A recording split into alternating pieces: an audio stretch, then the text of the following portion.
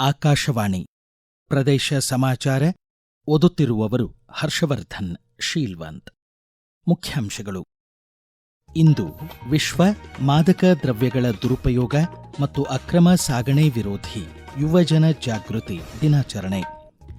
ದೇಶದ ಜಲಮೂಲಗಳ ಸಂರಕ್ಷಣೆ, ರೈತರಿಗಾಗಿ ವಿಶ್ವಾಸಾರ್ಹ ನೀರಾವರಿ ಸೌಲಭ್ಯ ಕೇಂದ್ರ ಸರ್ಕಾರದ ಗುರಿ.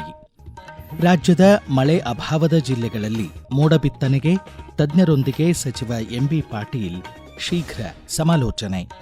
ವಿಕಸಿತ ಭಾರತ 2047 ಸಂಕಲ್ಪ, ಯುವಜನರ ಕೊಡುಗೆ ಗಣನೀಯ, ರಾಜ್ಯಪಾಲರ ಅಭಿಮತ.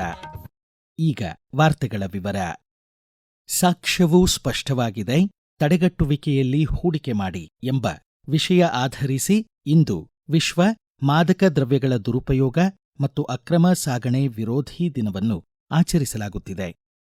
ನಿರಂತರವಾಗಿರುವ ಮಾದಕ ವಸ್ತು ವ್ಯಸನದ ಸಮಸ್ಯೆಗಳು, ಹೊಸ ಸವಾಲುಗಳು ಮತ್ತು ನವೀನ ಪರಿಹಾರಗಳು ಧ್ಯೇಯದೊಂದಿಗೆ ಅಕ್ರಮ ಮಾದಕ ದ್ರವ್ಯಗಳ ಬಳಕೆ ಮತ್ತು ಸಾಗಣೆಯ ಪ್ರಮುಖ ಸಮಸ್ಯೆಗಳ ಬಗ್ಗೆ ಜನಜಾಗೃತಿ ಮೂಡಿಸುವ ಗುರಿ ವಿಶ್ವಸಂಸ್ಥೆ ಹೊಂದಿದೆ.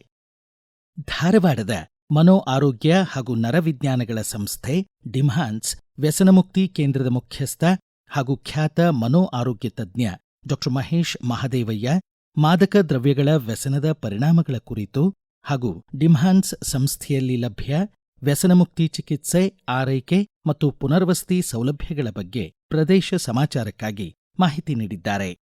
ಮಾದಕ ವಸ್ತುಗಳ ಬಳಕೆಯ ಸಮಸ್ಯೆಗಳು ಹೊಸ ರೂಪಗಳಲ್ಲಿ ಕಾಣಿಸಿಕೊಳ್ಳುತ್ತಿರುವ ಈ ಸಂದರ್ಭದಲ್ಲಿ ಮದ್ಯ ಅಂದ್ರೆ ಆಲ್ಕೋಹಾಲ್, ತಂಬಾಕು, ಟೊಬ್ಯಾಕೊ, ಗಾಂಜಾ, ಕ್ಯಾನಬಿಸ್, ಓಪಿಯಾಯ್ಡ್ ಮತ್ತು ಇತರ ಮಾದಕ ವಸ್ತುಗಳ ಬಳಕೆಯಿಂದ ಆರೋಗ್ಯ ಮತ್ತು ಸಮಾಜದ ಮುಂದೆ ದೊಡ್ಡ ಸವಾಲಾಗಿ ಪರಿಣಮಿಸಿದೆ. ಈ ವ್ಯಸನವು ವ್ಯಕ್ತಿಯ ದೈಹಿಕ ಮತ್ತು ಮಾನಸಿಕ ಆರೋಗ್ಯ, ಕುಟುಂಬ ಜೀವನ, ಶಿಕ್ಷಣ ಮತ್ತು ಉದ್ಯೋಗದ ಮೇಲೆ ದುಷ್ಪರಿಣಾಮ ಬೀರುತ್ತವೆ. ಆದರೆ ವ್ಯಸನವು ಚಿಕಿತ್ಸೆ ನೀಡಬಹುದಾದಂತಹ ವೈದ್ಯಕೀಯ ಸ್ಥಿತಿಯಾಗಿದ್ದು, ಸರಿಯಾದ ಸಮಯದಲ್ಲಿ ಚಿಕಿತ್ಸೆ ಪಡೆದರೆ ಸಂಪೂರ್ಣ ಚೇತರಿಕೆ ಸಾಧ್ಯ. ಡಿಮ್ಹಾನ್ಸ್ ಸಂಸ್ಥೆಯು ಹಲವು ದಶಕಗಳಿಂದ ವ್ಯಸನ ಚಿಕಿತ್ಸಾ ಕ್ಷೇತ್ರದ ಮುಂಚೂಣಿಯಲ್ಲಿ ಪಾತ್ರವಹಿಸುತ್ತಿದೆ. ಈಗ ಸಾಮಾಜಿಕ ನ್ಯಾಯ ಮತ್ತು ಸಬಲೀಕರಣ ಸಚಿವಾಲಯದ ನೆರವಿನಿಂದ ಆರಂಭವಾಗಿರುವ ಅಡಿಕ್ಷನ್ ಟ್ರೀಟ್ಮೆಂಟ್ ಫೆಸಿಲಿಟಿ ಈ ಸೇವೆಗಳನ್ನು ಇನ್ನಷ್ಟು ಬಲಪಡಿಸಿದೆ. ಇದರ ಜೊತೆಗೆ ವ್ಯಸನ ಸಮಸ್ಯೆಗೆ ಒಳಗಾಗುವ ಅಪಾಯದಲ್ಲಿರುವ ಹದಿಹರೆಯದ ಮಕ್ಕಳು ಮತ್ತು ಯುವಕರಿಗಾಗಿ ವಿಶೇಷ ಸೇವೆಗಳನ್ನು ಒದಗಿಸುವ ಹೊಸ ಕೇಂದ್ರವೊಂದನ್ನು ಕರ್ನಾಟಕ ಸರ್ಕಾರ ಸ್ಥಾಪಿಸಲು ಯೋಜಿಸಿದ್ದು, ಇದು ಶೀಘ್ರದಲ್ಲೇ ಕಾರ್ಯಾರಂಭ ಮಾಡುವ ನಿರೀಕ್ಷೆ ಇದೆ. ಮಾದಕ ವಸ್ತು ಬಳಕೆ ತಡೆಗಟ್ಟುವಲ್ಲಿ ಜಿಲ್ಲಾಡಳಿತ,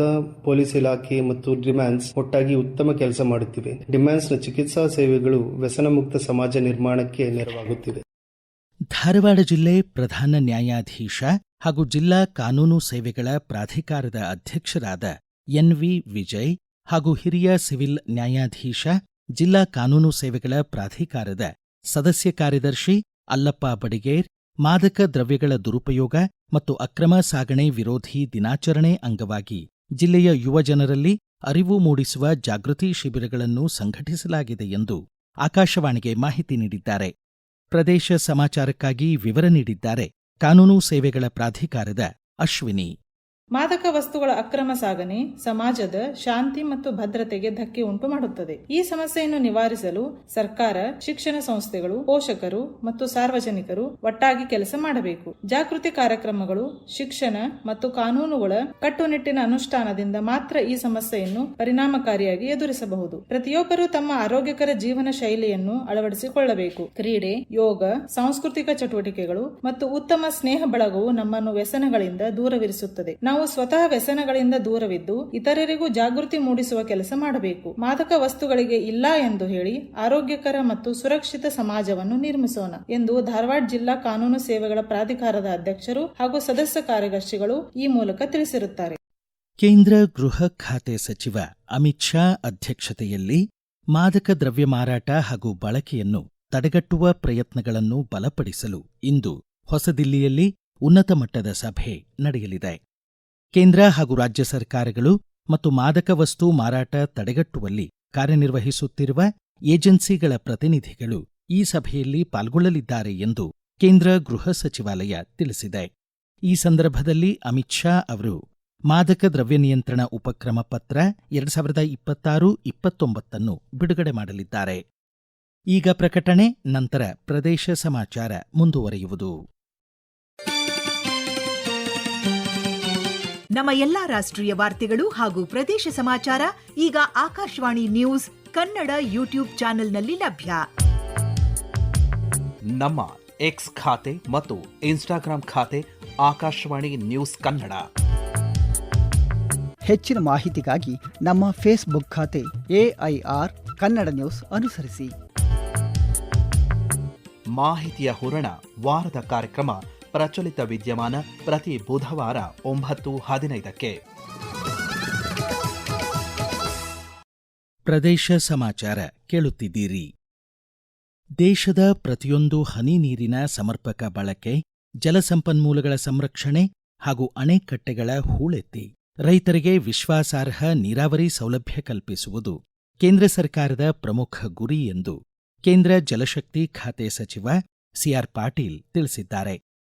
ಕೊಪ್ಪಳ ಜಿಲ್ಲೆ ತುಂಗಭದ್ರಾ ಅಣೆಕಟ್ಟೆಗೆ ನೂತನವಾಗಿ ಅಳವಡಿಸಲಾದ 33 ಹೊಸ ಜಲ ಹೊರಸೂಸು ದ್ವಾರಗಳ ಲೋಕಾರ್ಪಣೆ ಸಮಾರಂಭದಲ್ಲಿ ಪಾಲ್ಗೊಂಡು ಅವರು ಮಾತನಾಡಿದರು. ಪ್ರಧಾನಮಂತ್ರಿ ನರೇಂದ್ರ ಮೋದಿ ಅವರ ನೇತೃತ್ವದಲ್ಲಿ ಕೇಂದ್ರ ಸರ್ಕಾರ ದೇಶದ ಜಲಭದ್ರತೆಯನ್ನು ಬಲಪಡಿಸಿ ನೀರಾವರಿ ಸಾಮರ್ಥ್ಯ ವೃದ್ಧಿಸುವತ್ತ ಗಮನಹರಿಸಿದೆ. ರೈತರ ಹಿತಾಸಕ್ತಿ ಕಾಪಾಡಲು ಆಧುನಿಕ ಜಲಮೂಲ ಸೌಕರ್ಯಗಳ ಅಭಿವೃದ್ಧಿಗೆ ಒತ್ತು ನೀಡಲಾಗಿದೆ ಎಂದರು. ಮುಖ್ಯಮಂತ್ರಿಗಳಾದ ಡಿಕೆ ಶಿವಕುಮಾರ್, ಎನ್ ಚಂದ್ರಬಾಬು ನಾಯ್ಡು ಮತ್ತು ರೇವಂತ್ ರೆಡ್ಡಿ ಅವರೊಂದಿಗೆ ಕೇಂದ್ರ ಜಲಶಕ್ತಿ ಸಚಿವಾಲಯಕ್ಕೆ ಸಂಬಂಧಿಸಿದ ವಿವಿಧ ವಿಷಯಗಳ ಕುರಿತು ಮಹತ್ವದ ಚರ್ಚೆ ನಡೆಸಿದ್ದಾಗಿ ಸಚಿವ ಸಿಆರ್ ಪಾಟೀಲ್ ಹೇಳಿದರು.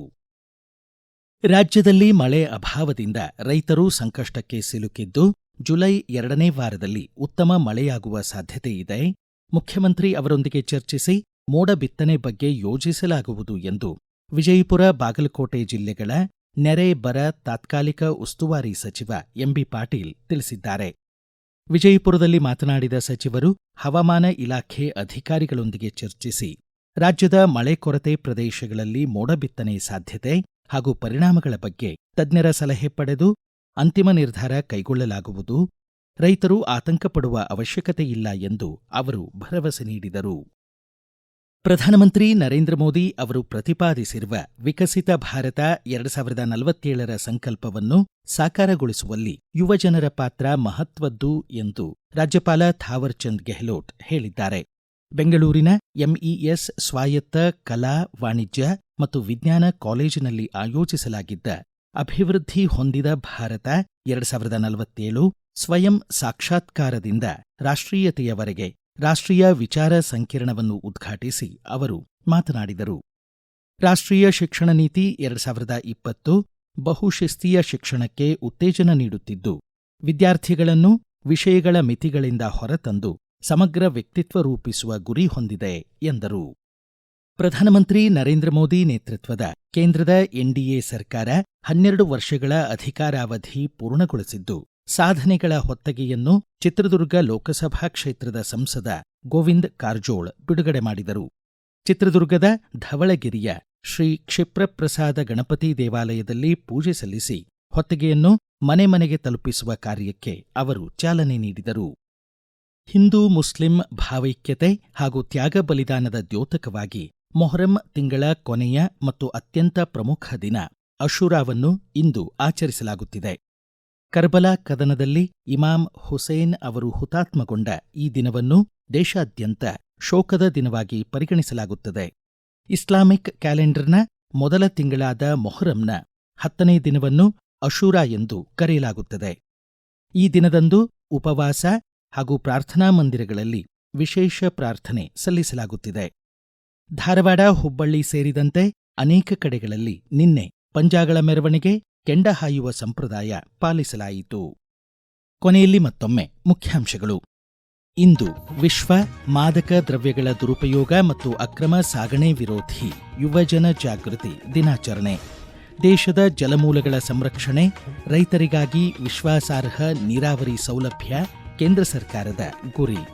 ರಾಜ್ಯದ ಮಳೆ ಅಭಾವದ ಜಿಲ್ಲೆಗಳಲ್ಲಿ ಮೋಡ ಬಿತ್ತನೆಗೆ ತಜ್ಞರೊಂದಿಗೆ ಸಚಿವ ಎಂಬಿ ಪಾಟೀಲ್ ಶೀಘ್ರ ಸಮಾಲೋಚನೆ. ವಿಕಸಿತ ಭಾರತ 2047 ಸಂಕಲ್ಪ, ಯುವಜನರ ಕೊಡುಗೆ ಗಣನೀಯ, ರಾಜ್ಯಪಾಲರ ಅಭಿಮತ. ಇಲ್ಲಿಗೆ ಪ್ರದೇಶ ಸಮಾಚಾರ ಮುಕ್ತಾಯವಾಯಿತು. ನಮ್ಮ ಮುಂದಿನ ರಾಷ್ಟ್ರೀಯ ವಾರ್ತಾ ಪ್ರಸಾರ ಈ ಬೆಳಿಗ್ಗೆ 7:35 ನಿಮಿಷಕ್ಕೆ.